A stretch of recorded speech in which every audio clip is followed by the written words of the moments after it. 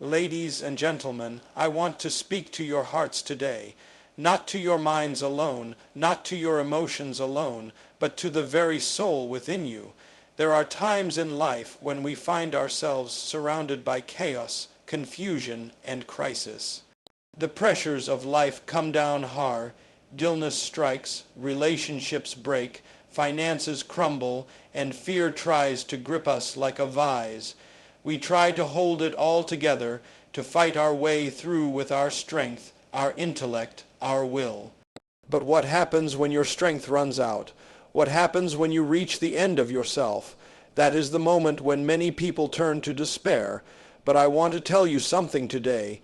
That is the very moment when God steps in. When you are weak, He is strong. When you are confused, He is the author of wisdom. When you are afraid, He is your peace. The storms of life will come.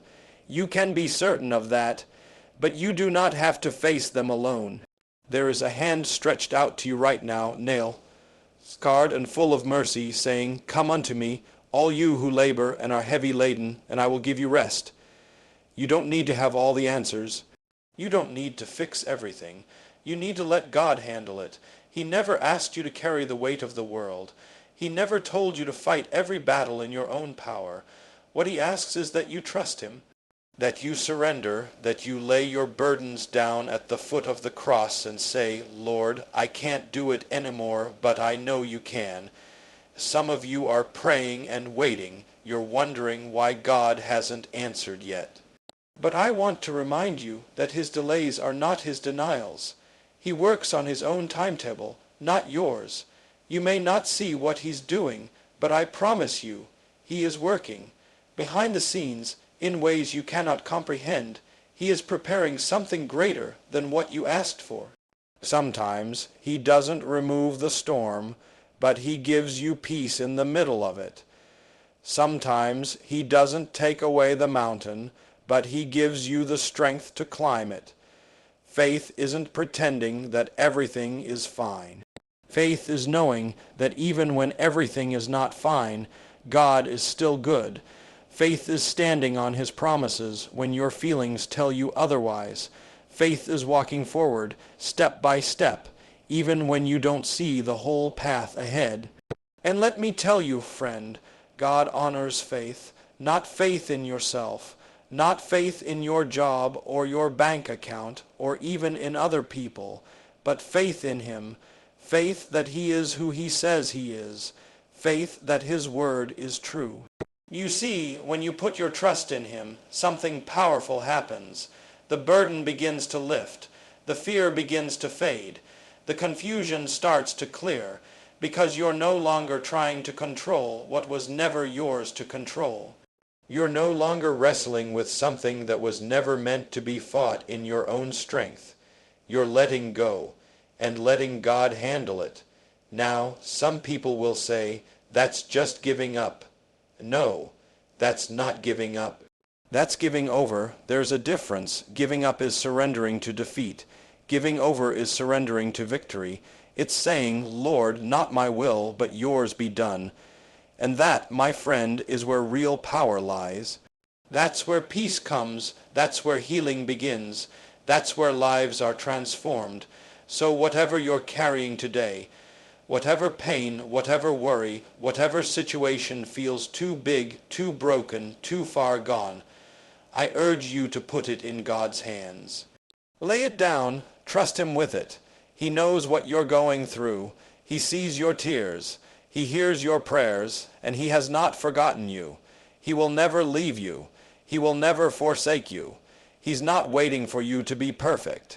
He's waiting for you to come.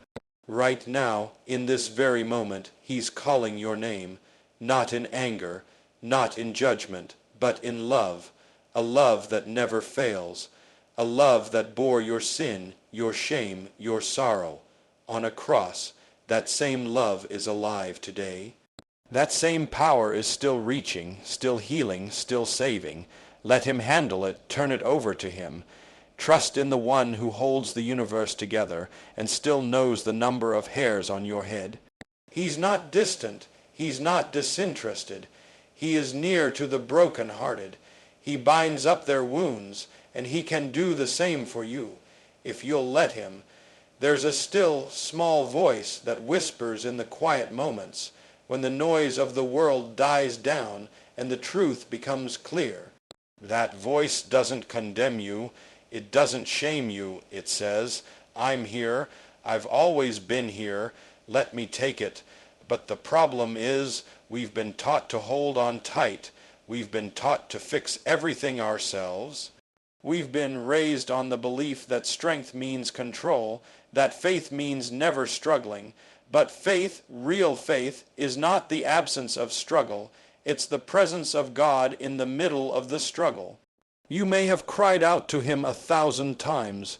You may have been waiting in silence, and you may be asking, where is he? I want you to know today, he's not far. He's never been far. He's closer than the air you breathe. Sometimes the very silence you hear is not God's absence but his preparation.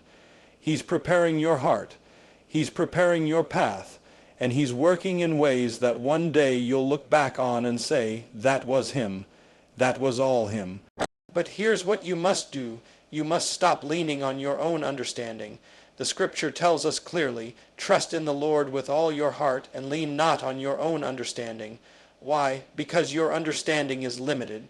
Your vision is narrow, but his is infinite. He sees the whole picture. He knows the end from the beginning, and he loves you too much to give you less than his best. Some of you are tired. Your soul is tired. You've tried everything: meditation, motivation, distraction, even isolation. But nothing fills that emptiness. Nothing heals that wound. And I'm here to tell you, the only one who can fill that space is the one who created you.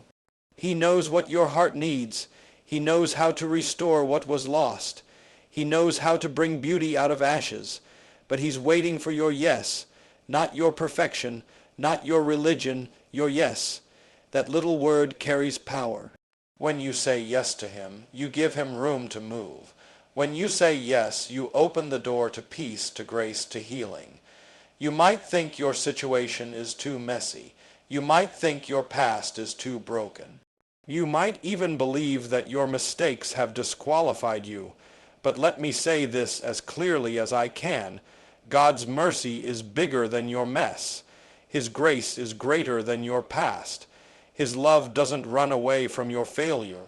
It runs to it. He didn't come for the perfect. He came for the weary, the burdened, the sinner, the lost. And he's still coming today, not with condemnation, but with compassion. Letting God handle, it means trusting him with the unknown. It means walking by faith, not by sight, and that's not easy.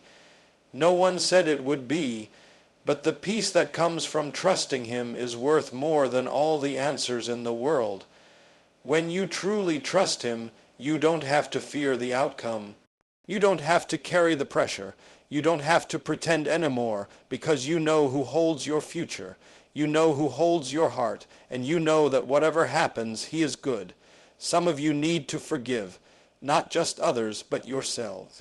You've been carrying guilt for things God already forgave. You've been holding on to shame that was nailed to the cross, and it's time to let it go. It's time to believe that what he says about you is true. You are loved, you are chosen, you are redeemed, and nothing, hear me, nothing can separate you from his love. When you let God handle it, you're not giving up control. You're giving control to the only one who is truly in control. You're not surrendering to defeat. You're surrendering to victory. You're putting your life, your plans, your fears, your family, your future, into the hands of a Father who will never fail you. And that kind of trust is not weak. It's the strongest thing you'll ever do. I don't know what you're facing today. I don't know what pain you're carrying, what diagnosis you've been given, what betrayal you've suffered, what loss you've endured. But I do know this: God is able. He is still healing. He is still restoring. He is still turning mourning into dancing, ashes into beauty, weakness into strength. And he is calling you now. not to figure it all out, but to trust him.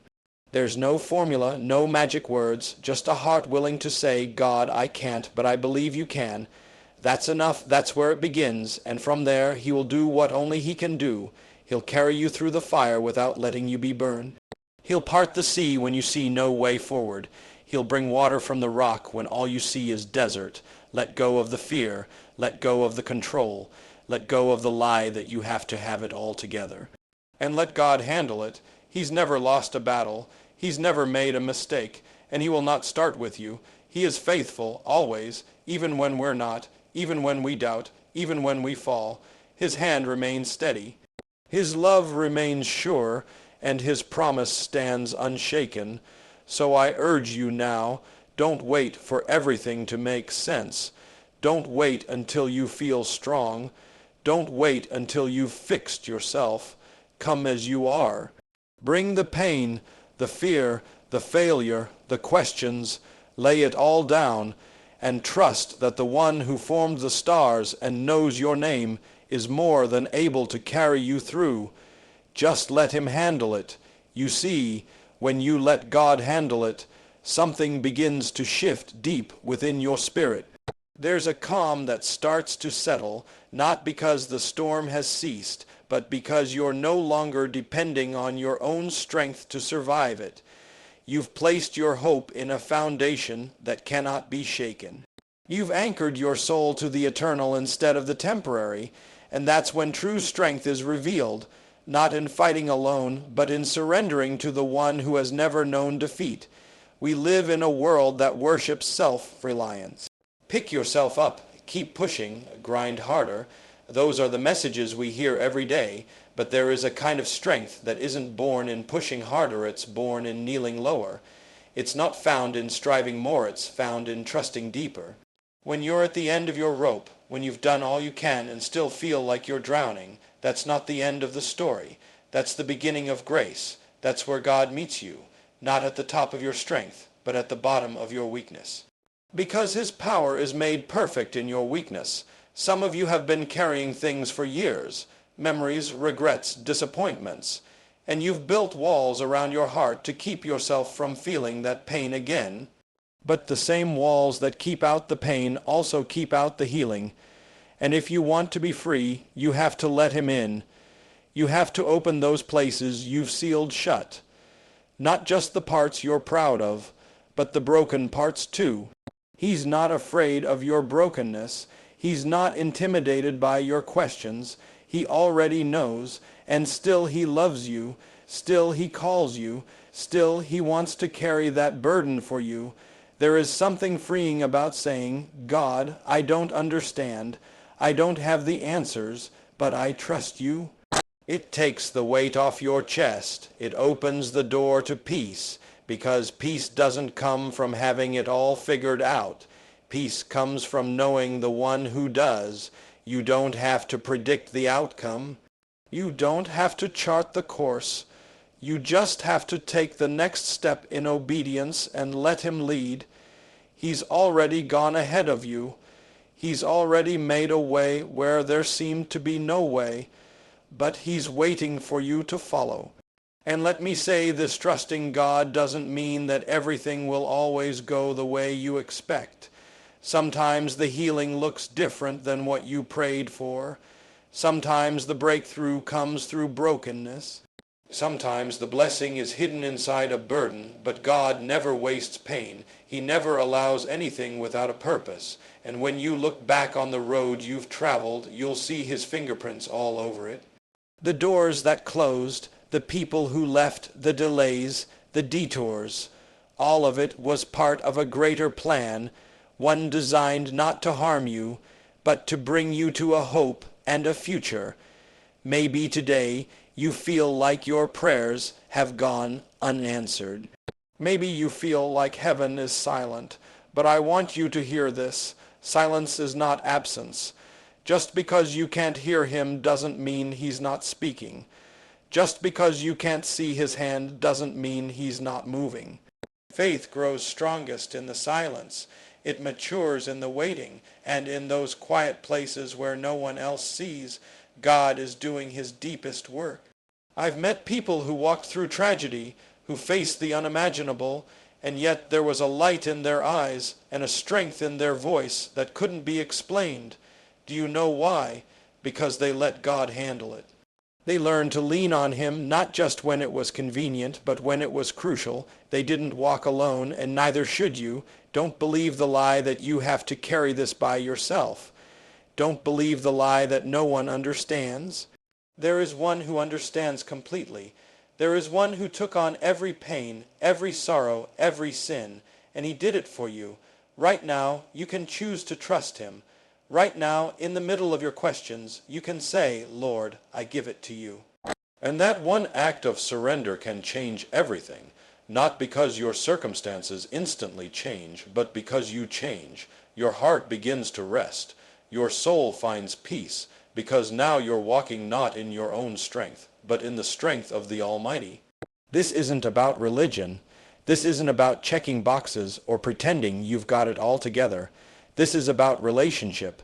It's about knowing the one who walks with you through the fire, who sits with you in the valley, who rejoices with you on the mountain. And when you know him, really know him, you realize that he is more than enough for your fear, more than enough for your need, more than enough for every battle you face. So why wait? Why carry it one more day? Why drag that weight another step? He's here, he's ready, and he's willing to take it all. You just have to say, Lord, it's yours, all of it, the pain, the fear, the future, I trust you. And I promise you, you'll find that the one who calmed the seas, who raised the dead, who conquered the grave, is still at work today. He hasn't changed, he won't fail, and he will never let you go. Let him handle it. There is something sacred about the moment a person lets go, not with despair, not with hopelessness, but with trust. When you've tried every door and they remain closed, when you've knocked and waited and prayed, and still the answer hasn't come, it's easy to feel forgotten. But I tell you, friend, you are not forgotten. You are not forsaken.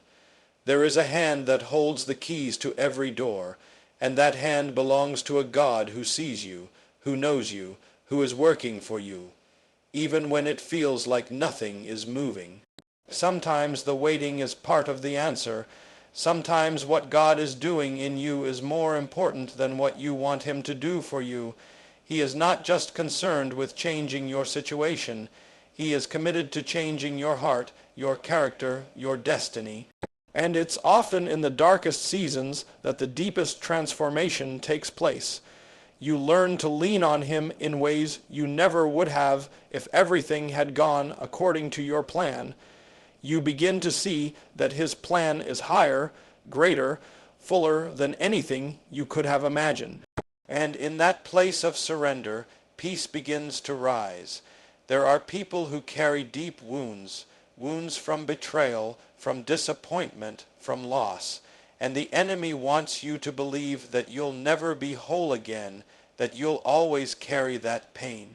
But I want to speak to that lie and say this. God is a healer, not just of bodies, but of hearts. He is able to bind up the brokenhearted. He is able to restore the years the locusts have eaten.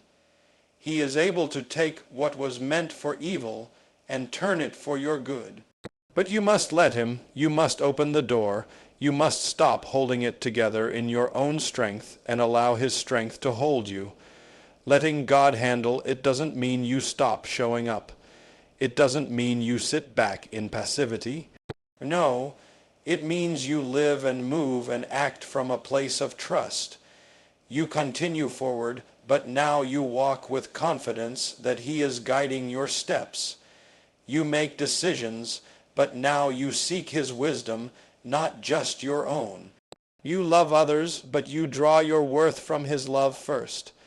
Everything changes when he is the center. When you let him carry the weight, you're free to walk without fear. There's a reason Scripture tells us to cast our cares on him.